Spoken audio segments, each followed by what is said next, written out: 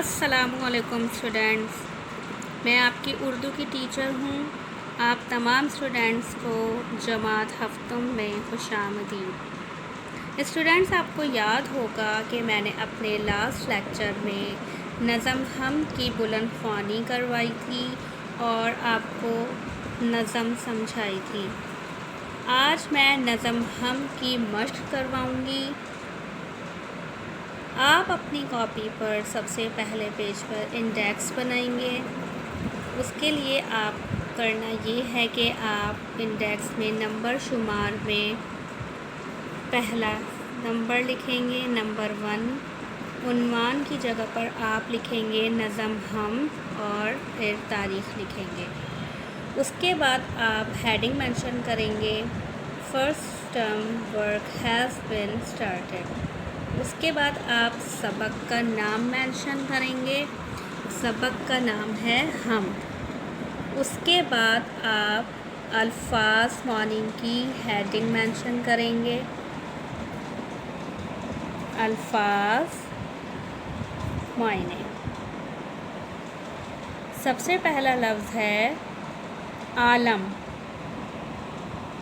عالم، عالم کے معنی ہیں دنیا یا حالت۔ اس کے بعد ہے بر و بحر۔ اس کا مطلب ہے خشکی اور سمندر۔ تیسرا لفظ ہے آشکارا۔ آشکارا کا مطلب ہے ظاہر یا پھر کھلا ہوا۔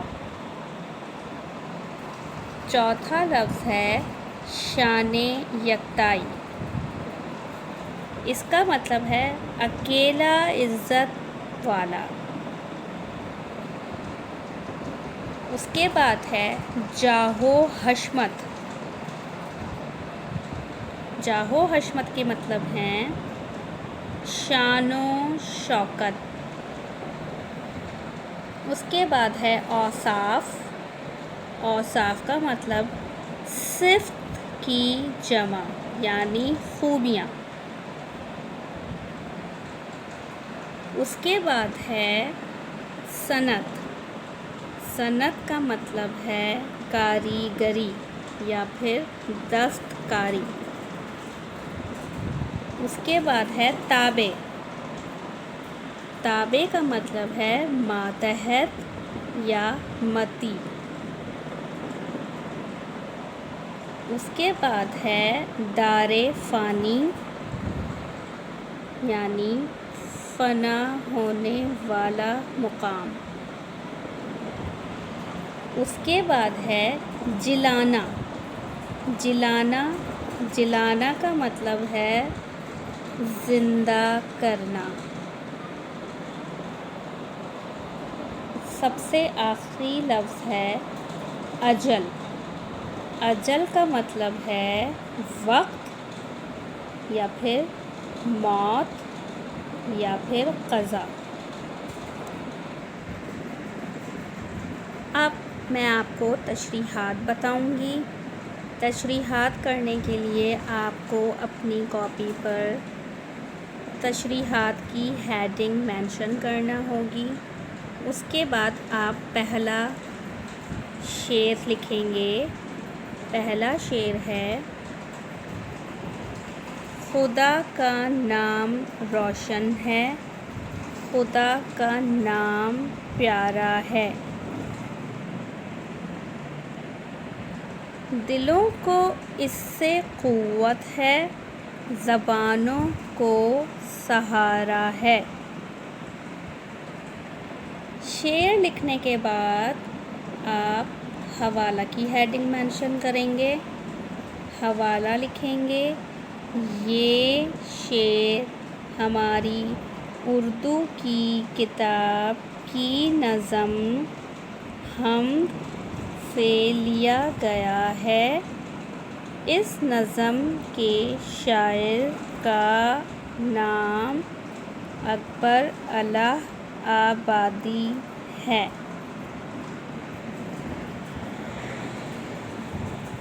حوالہ لکھنے کے بعد آپ تشریح کی ہیڈنگ مینشن کریں گے۔ پھر تشریح اسٹارٹ کریں گے۔ اس شعر میں شاعر فرماتے ہیں کہ سب سے روشن اور پیارا نام اللہ تعالیٰ کا ہے، جو انسانی جسم کو طاقت اور بولنے کو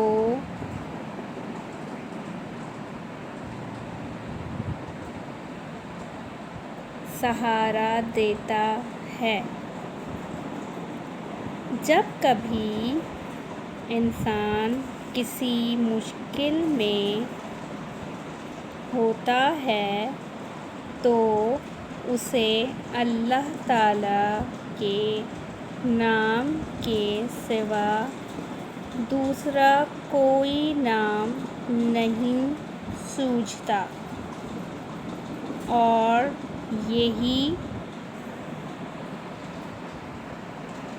وجہ ہے انسان اپنی ہر مشکل میں اللہ کو پکارتا ہے۔ پھر آپ دوسرا شعر اتاریں گے۔ دوسرا شعر ہے: اگر اعمال ہیں تو پاؤ گے بڑے درجے، سمجھ لو امتحان اس دار فانی میں تمہارا ہے۔ پھر آپ حوالہ لکھیں گے۔ حوالہ ہے: یہ شعر ہماری اردو کی کتاب کی نظم حمد سے لیا گیا ہے۔ اس نظم کے شاعر کا نام اکبر الہ آبادی ہے۔ پھر آپ تشریح کی ہیڈنگ مینشن کریں گے۔ تشریح کی ہیڈنگ کے بعد آپ لکھیں گے: اس شعر میں شاعر انسانوں کو نہایت دلکش اور دل میں اثر کر جانے والے انداز میں پیام دے رہے ہیں کہ یہ دنیا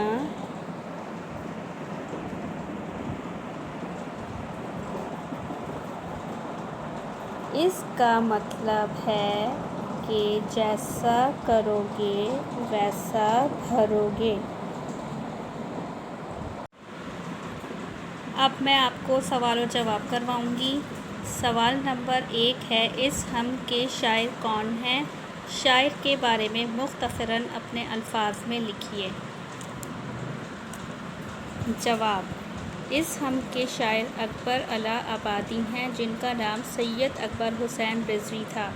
16 نومبر 1846 کو بھارت کے شہر الہ آباد میں پیدا ہوئے۔ دوسرا سوال ہے: اس حمد میں فطرت کے کون سے مظاہر اور نعمتوں کا ذکر کیا گیا ہے؟ فہرست کی شکل میں لکھیے۔ جواب ہے: فطرت کے مناظر، زمین و آسمان، موجیں ہوا کی، بولیاں، فلک پر ہر ستارہ، سبزۂ گل، زندگی و موت، بر و بحر، پانی کا دھارا، رات دن، پھل اور غلے، چاند اور سورج۔ سوال نمبر 3 ہے: حمد کے کس شعر میں اللہ تعالیٰ کے خالق و مالک ہونے کا تذکرہ ہے؟ شعر نقل کیجیے۔ جواب ہے: شعر: خدا ہی ہے زمین و آسمان کا خالق و مالک، اسی کی قدرت و صنعت نے عالم کو سنوارا ہے۔ سوال نمبر 4 ہے: حمد میں جن بادشاہوں کا تذکرہ ہے ان کے نام تحریر کیجیے۔ جواب ہے: فریدوں، کیخسرو، سکندر، دارا۔ اگلا سوال ہے یعنی سوال نمبر 2 ہے: لغت سے تلاش کردہ الفاظ کے معنی اور مثالی جملے۔